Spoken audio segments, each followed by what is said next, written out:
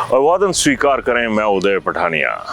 अभी आप एक जहाज जाता हुआ देखेंगे, विशाल जरा जहाज पर फोकस कीजिएगा और इसी जहाज पर हम उस सियासत के जहाज की बात करेंगे जो उड़ान भरने से पहले ही बैठता हुआ नजर आ रहा है।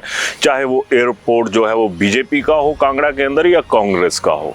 और यहाँ पर आपको नजर आया होगा कि ये स्पाइस जेट का जो विमान था वो गगल एयरपोर्ट से दिल्ली के लिए रवाना हुआ।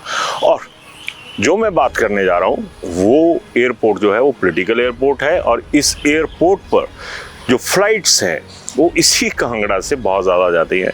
और उस पॉलिटिकल फ्लाइट्स में एक फ़्लाइट जो है वो ओबीसी वर्ग की है। और हालात ऐसे हो चुके हैं कि बीजेपी भी ओबीसी को अहमियत देके राजी नहीं है और कांग्रेस के भी हालात ऐसे ही नज़र आ रहे हैं। थोड़ा सा हाल ही में चंद रोज़ पुरानी कतरन देख लीजिए जहां पर यह कहा गया है कि धर्मशाला नगर निगम में जो कांग्रेस का कत्लेआम हुआ है उसके लिए, सियासी कत्लेआम वो जो हुआ है उसके लिए जिम्मेदार हैं चौधरी चंद्र कुमार, यानी ओबीसी समुदाय का एकमात्र ऐसा नेता जो कांग्रेस की तरफ से जबरदस्त कद रखते हैं। और बीजेपी में दूसरे ओबीसी कद्दावर नेता रमेश चंदवाला का असर, उनके जो हालात हैं वो पिछले 4-4.5 साल से आप देख रहे हैं कि धवाला साहब की क्या हालत बीजेपी ने भी करके रख दी है। ये अलग बात है कि कांग्रेस के बकाया नेता शरेआम चौधरी साहब के खिलाफ आ गए हैं चंद्र कुमार जी के, और धवाला साहब के मुखालफत जो है वो अंदर खाते चली हुई है। और एक हैरानगी की बात दूसरी ये भी है कि यहाँ पर अगर सियासत के लिहाज से ही मैं तमाम बातें करूँगा, क्योंकि सियासत चलती ही जातिवाद के ऊपर है, वर्ग विशेष के ऊपर चलती है। तो धवाला साहब ने आरोप लगाया था कि मेरे को पवन राणा ने हाशिए पर धकेला।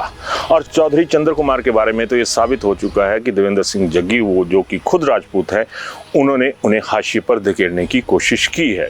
खैर, मुद्दे की बात यह है कि अभी जो खबरें आ रही है, सियासत की खबरों में सच्चाई बहुत कम होती है, लेकिन हर खबर का कहीं ना कहीं असर नजर आता है। अब खबर ये आ रही है कि चौधरी चंद्र कुमार की जल्द ही कैबिनेट से विदाई, टाटा बाय बाय हो सकती है। और इसके साथ हालांकि नाम दूसरे कांग्रेस के वरिष्ठतम नेता कर्नल धनीराम शांडिल का नाम भी आ रहा है। और ये कहा जा रहा है कि कर्नल धनीराम शांडिल, उनकी विदाई हो ना हो, लेकिन चौधरी चंद्र कुमार की विदाई तय है। और उसमें हालांकि जो जिक्र है वो पुरानी चीज़ों का हो रहा है कि नीरज जो उनके बेटे हैं उन्होंने ये बात कही, वो बात कही, तो उसका भी असर जो है वो चाहे बातों में ही से ही, जिस तरह से मैंने कहा कि पुष्टि नहीं की जा सकती इन खबरों की, लेकिन ये माना जा रहा है कि चौधरी चंद्र कुमार की छुट्टी हो सकती है, क्योंकि धनीराम शांडिल जो हैं वो गांधी फैमिली में तगड़ी पैठ जो है वो रखते हैं। और ये भी कहा जा रहा है कि अगर मान लीजिए धनीराम शांडिल भी मंत्रिमंडल से बाहर होते हैं तो उनके बेटे को किसी न किसी डिपार्टमेंट का चेयरमैन बना दिया जाएगा। यानी एक तरफ विरासत एससी कम्युनिटी से, अनुसूचित जाति से, वहाँ पर तो सेफ रहेगी, लेकिन ओबीसी में नीरज की वजह से कह लीजिए कि वो हक शायद अब नीरज को भी ना मिले, क्योंकि नीरज ही मुख्य गुनाहगार माने जा रहे हैं सियासत के लिहाज से। सोशल मीडिया पे ये सोसाइटी किस तरह से नीरज को रिस्पॉन्ड कर रही है, किस तरह से उनकी बातों में अपनी हामी दर्ज कर रही है, वो अलग चीज़ है। अब जिस तरह से मैंने पहले कहा कि सियासत के एयरपोर्ट पे ना बीजेपी की कोई फ्लाइट ओबीसी के जो वरिष्ठतम नेता हैं उनको बिठाने के लिए तैयार है, ना ही कांग्रेस की।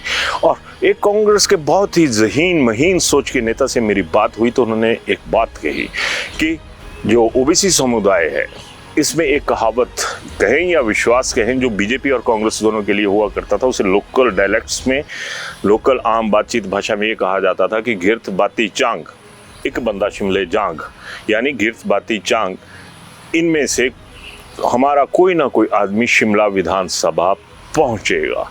ये जहाज तो गया दिल्ली को, लेकिन जो शिमला का बाई रोड रास्ता है वो हाल फिलहाल तो बीजेपी कांग्रेस दोनों की तरफ से बंद नजर आ रहा है, क्योंकि बवाल ही इतने उठ चुके हैं कि किया जाए तो क्या किया जाए। हालांकि थोड़ा सा फर्क भी है इन दोनों में। बीजेपी ने रमेश चंदवाला का काउंटर करने के लिए पवन काजल को आगे किया हुआ है, उन्हें जो अहम जिम्मेदारियां हैं वो दी गई हैं, लेकिन जिस तरह का कद रमेश चंदवाला का हिमाचल जो ओबीसी समुदाय है उसकी सियासत में रहा है, उसके आसपास अभी पवन काजल नहीं पहुंच पाए हैं।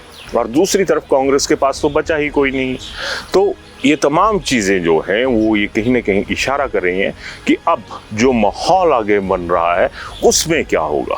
और यहाँ पर एक और बड़ा दिलचस्प फैक्टर जो है वो भी सामने आ रहा है, जिसको हम लोग थर्ड फ्रंट कहा करते थे ना, वो अब कन्वर्ट होने शुरू हो चुका है सियासत की इन्हीं हरकतों की वजह से, कि अब लोग ये कह रहे हैं कि थर्ड फ्रंट की ज़रूरत नहीं है, हमें चाहिए फर्स्ट फ्रंट। और उस फर्स्ट फ्रंट में हम ऐसे नेताओं को आगे लेकर आएंगे, ऐसे युवा चेहरों को, ऐसे प्रगतिशील जो कि जातिवाद से थोड़े से ऊपर हों, चाहे किसी भी जाति से संबंध रखते हों, किसी भी वर्ग विशेष से संबंध रखते हों, लेकिन उनके जो जनता के साथ संबंध हैं वो मजबूत भी होने चाहिए और वो फेयर भी होने चाहिए। और जब सोचिए कि ये थर्ड फ्रंट को अब लोग भूल गए, अब फर्स्ट फ्रंट की बातें आनी शुरू हो गई हैं, तो फर्स्ट फ्रंट को बीजेपी भी तैयार कर रही है और साथ में इसी आग जो बीजेपी और कांग्रेस के चूल्हों में जला करती थी वो अब घूमकर फर्स्ट फ्रंट की ओर जा रही है, क्योंकि मौजूदा यूथ ऐसा है जिसकी सोच इन तमाम चीज़ों से बहुत आगे निकल चुकी है। और इन्हीं तमाम चीज़ों को अगर देखा जाए तो ये भी तय मानिए कि जो सफ़र शिमला का तय करना था ओबीसी ने इन दोनों चेहरों के नाम पर, वो फ्लाइट रद्द पाई गई है। अब किसके सपने रद्द होते हैं, किसके ताज़ा हो जाते हैं, आगे शिमला तक पहुंच जाते हैं, ये देखने वाली बात रहेगी। लेकिन हम लोगों को, आम आदमी को ये सोचना चाहिए कि हमारा ज़िंदगी का सफ़र कब तय होगा, हमारे सपनों का सफ़र कब तय होगा। सियासत से जुड़े लोगों के सफ़र चलते रहते हैं और तमाम सुविधाओं के साथ चलते हैं, हमारा तो उस तरीके से भी नहीं चलता जिस तरीके से हम एक आम तरीके से चलाना चाहते हैं।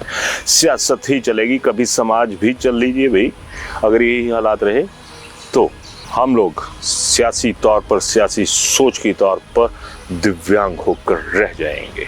राय ज़रूर दीजिएगा, क्योंकि ये मुद्दा हम आप सबसे जुड़ा हुआ है। क्योंकि बुज़ुर्गों की जो हालत है, ओबीसी समुदाय के या कुछ अन्य समुदायों के भी बुज़ुर्ग हैं जिनकी सोच बहुत अच्छी रही है, उनका क्या हुआ और ये आगे चलकर हमारे आम लोगों का क्या करेंगे, ये तय कीजिएगा। धन्यवाद। Welcome to Sumer Hotel, your gateway to the beauty of the Himalayas. Nestled in the serene hills of Sarahan, Sumer Hotel offers the perfect blend of comfort, elegance, and breathtaking mountain views. Wake up to spectacular sunrises, relax in spacious and beautifully designed rooms, and enjoy every moment surrounded by nature. Whether you're planning a family vacation, a romantic escape, or a peaceful retreat, Sumer Hotel provides an unforgettable experience. Indulge in delicious cuisine, warm hospitality, and world-class comfort. Discover the charm of Sarahan.